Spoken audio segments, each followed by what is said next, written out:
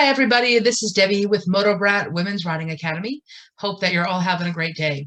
So it's been a little while since I have recorded any kind of video, and I always like to check in. And my goal is really to do more of these. And honestly, my goal is to really do a better job with not just providing training and education on motorcycling in person when I do my face-to-face lessons, but really my goal is to provide more training and opportunities for learning in safety, in technique, and everything else through a lot more videos for you all. So that is what my goal is. And so to start off with, today I wanted to talk a little bit about a situation that I came upon in one of my new riders Facebook groups that I belong to. And you might wonder, why do I belong to a new riders Facebook group? Well, one, I never think that we're riding so long that we don't have anything to learn. And there's a lot of information that is shared in that group. And there are times where somebody asks a question, and then I kind of read all the comments and I'm like, wow, I didn't know that, or I had a different perspective on that. And I just learned a tremendous amount from other riders because there's a lot of experienced riders in that group as well. And obviously they're the ones who do help to provide information and learning and all that other kind of stuff to the newer riders. And honestly, that's initially why I was there, was to kind of learn a little bit about what struggles new riders have, and to try to be able to assist them or support them. And so it's really been very beneficial for me because, like I said, I've learned things, but also it's been really beneficial from the standpoint of, when you've been riding a motorcycle for a long time, you kind of forget what it was like to learn. And so when I think back to my early days of learning to ride, I don't really remember a lot of the questions that I had. I don't always really remember a lot of the challenges that I had. And honestly, like, even thinking about just those early days just seem very foggy to me. Sadly, I don't feel like I have a lot of memories. Like, I know that I learned and I worked with a private instructor and went to lessons with him for like a couple of weeks, 4 weeks in a row. And I don't have a lot of memories of actually that time that I spent with him. I have a little bit. And I remember very key things that he left me with, as far as, like, he told me to always ride like I was invisible, like it was my job to play keep away from the cars.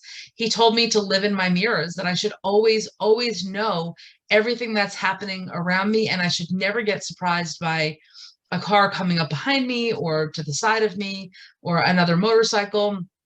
And so those are some of the things that I remember him teaching me, which obviously were very important lessons.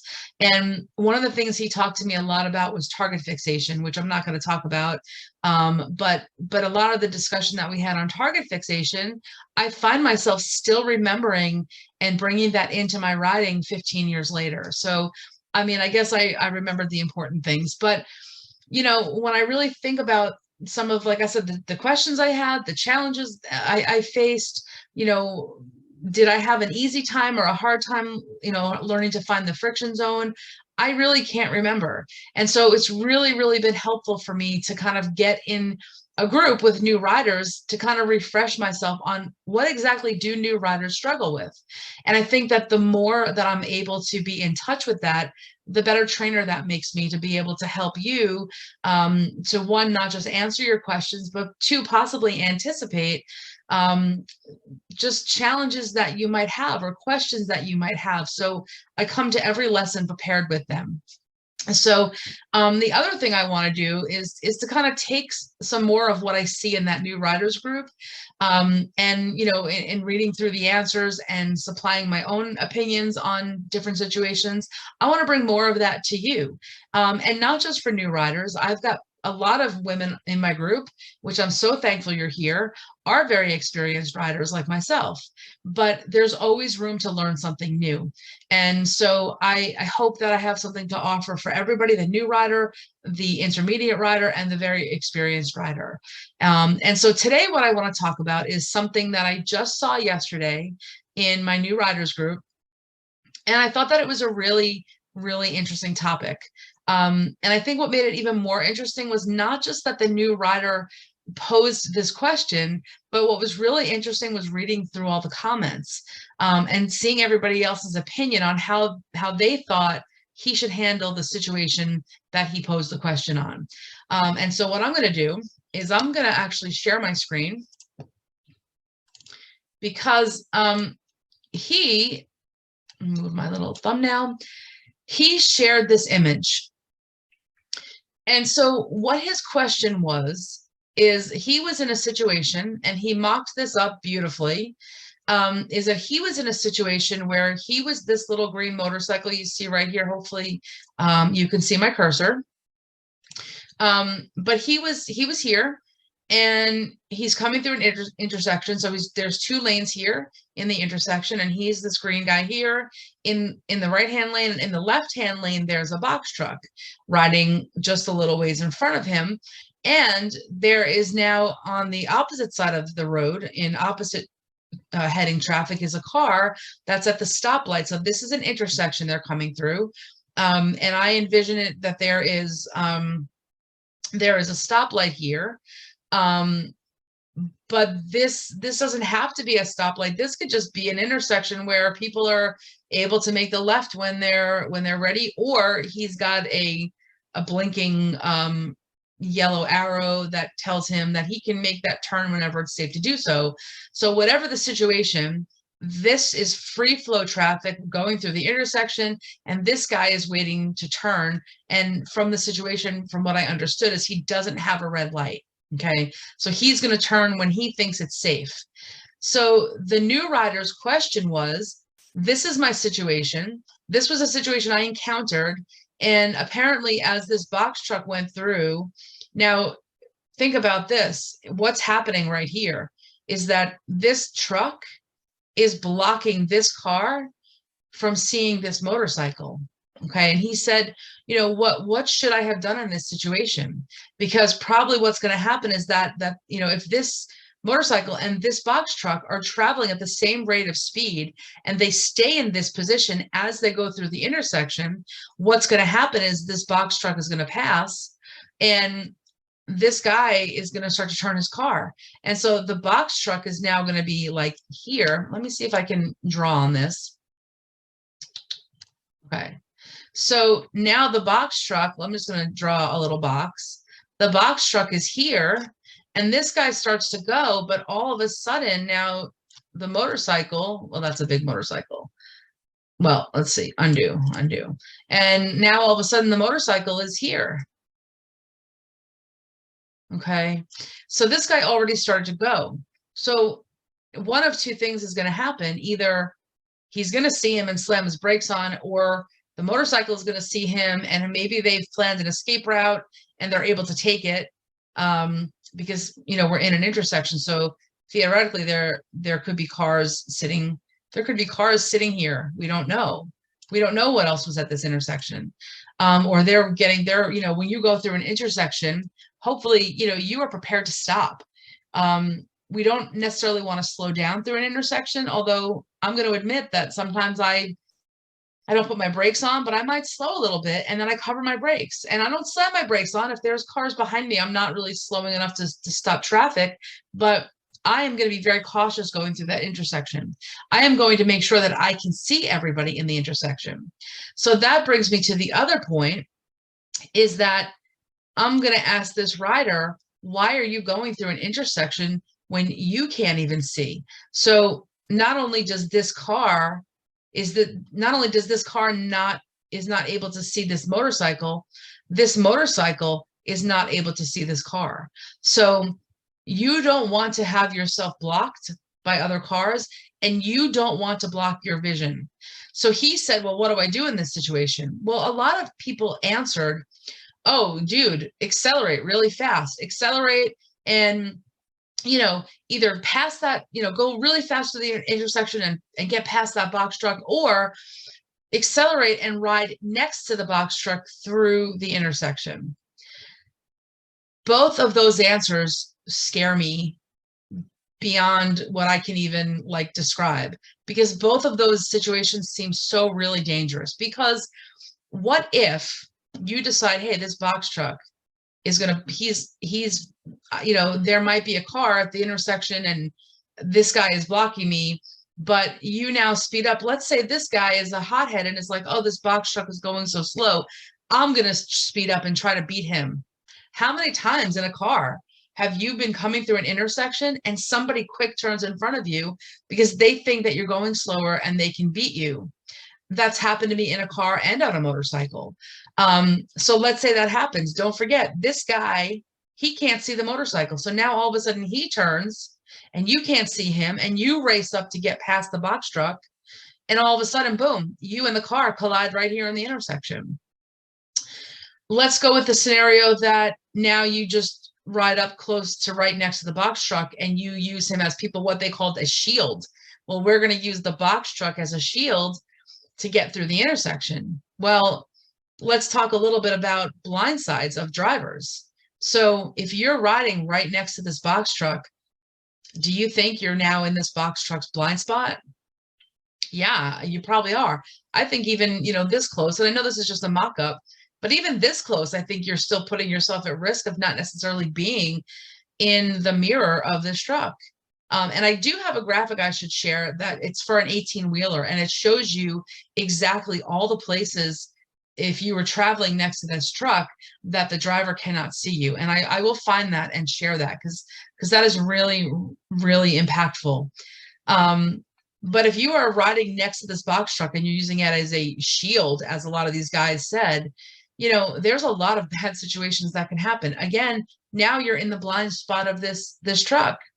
Now, you're not supposed to change lanes in an intersection, but how many you shouldn't do this do people do all the time? I see people change lanes in the intersection. I'll tell you, in a car, I've been guilty of it myself for whatever reason, all of a sudden realizing I need to get over, and I find myself all of a sudden changing lanes in an intersection, obviously making sure that the way is clear. But if the box truck decides that he's going to change lanes, then, you know, you're riding right next to him. So the other thing is that, you know, well, right. So if he decides to change lanes, really, where are you going to go?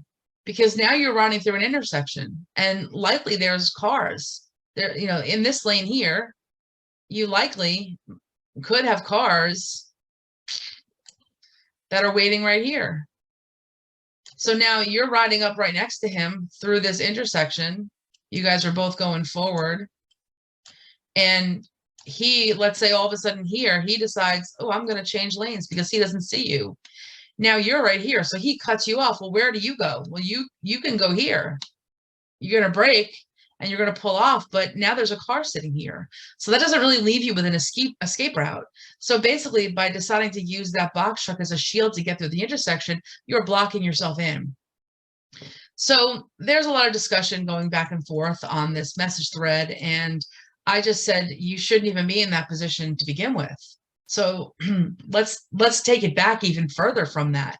Why are we even in this predicament right here? Okay, when you're riding your motorcycle, you should be in 100% control of exactly your position. And excuse me one moment, I have a dry throat. So that being the case, we have to remember that we always have 100% control for the most part, or we should have 100% control over the placement of our motorcycle. Now, you know, sometimes we get on crowded roads and there are certain things that we're not able to do as far as our placement, but it is our responsibility to always put ourselves in the safest place possible. And when it comes to riding with trucks, the way that I do it is I put myself as far away from any trucks as I possibly can. That is not to say that there are not times that I overtake a truck.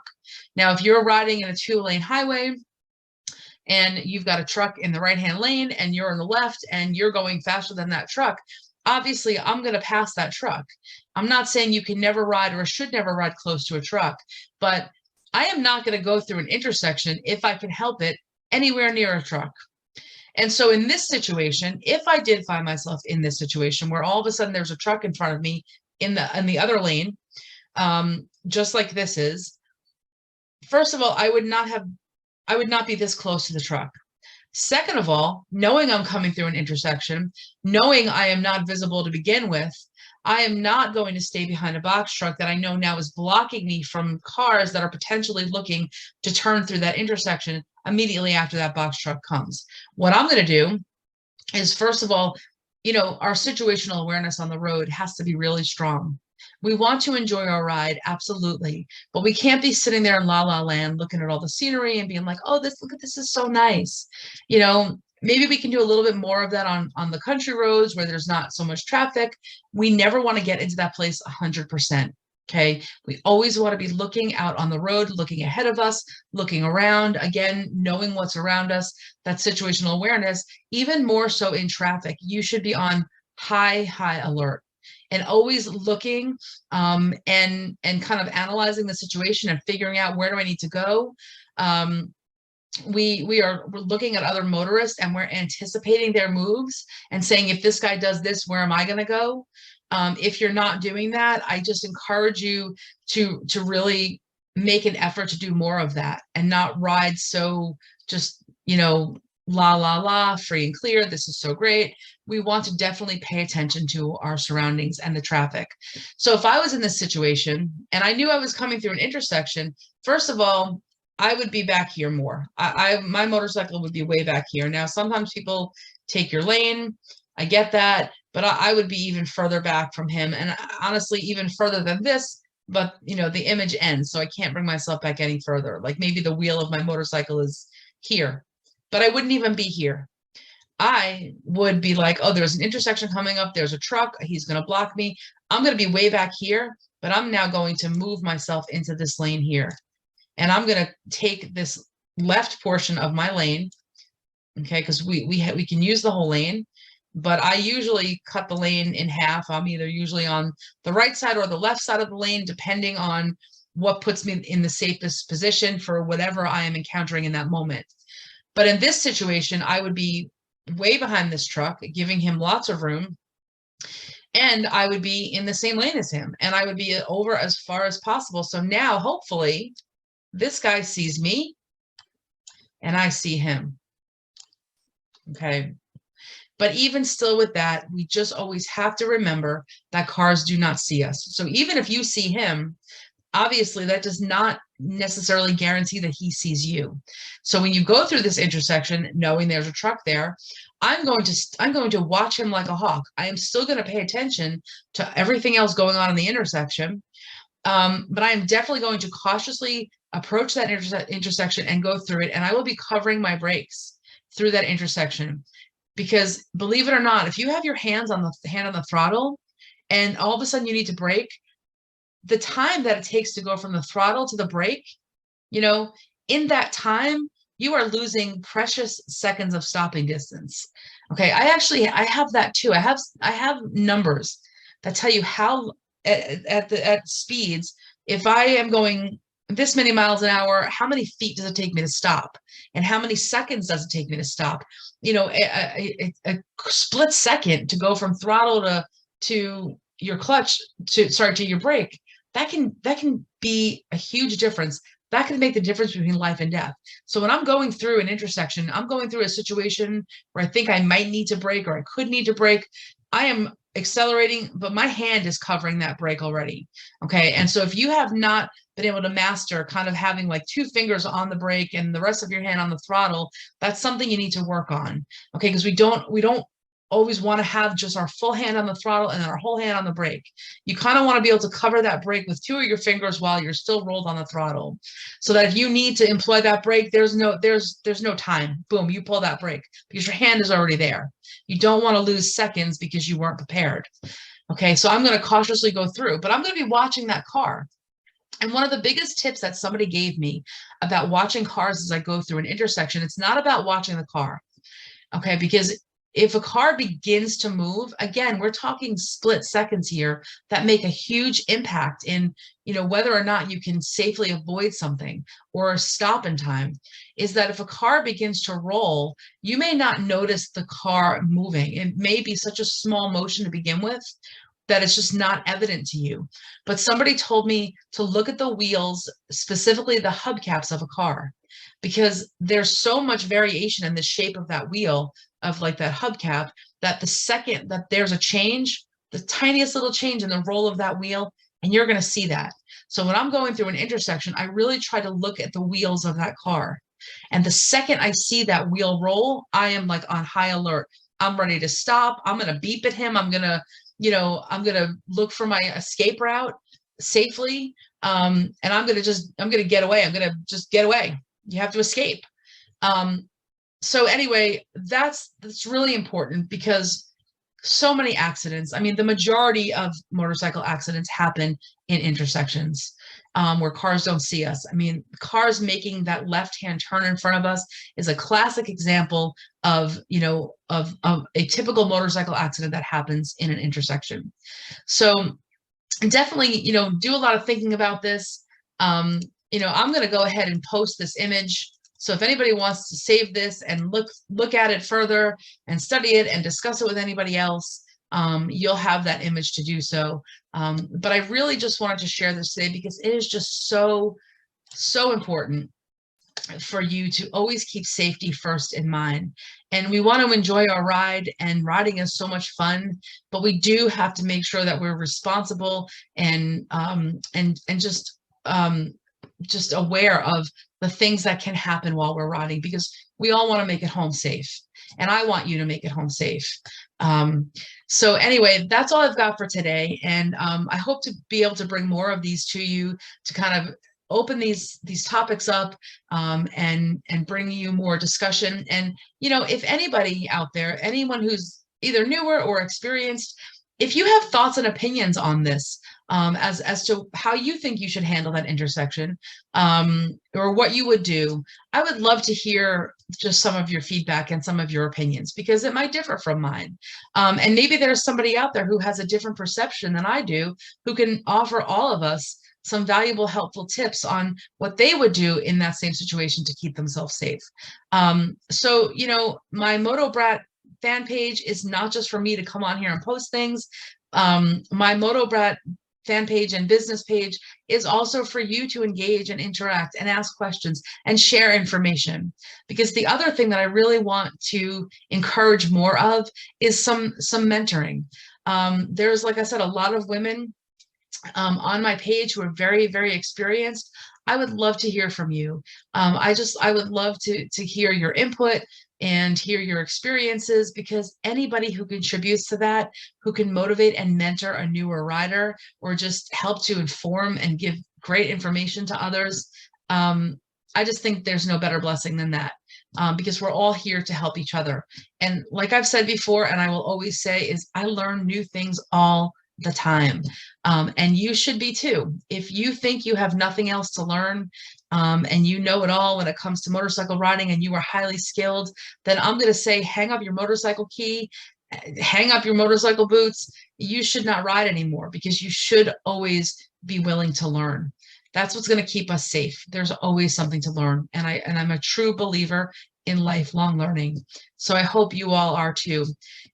Anyway, thank you so much for watching this. Again, if you have comments, questions, whatever, please definitely leave them in the comments of this video, or on the post on my Facebook page, or send me a private message if you don't want it to be public.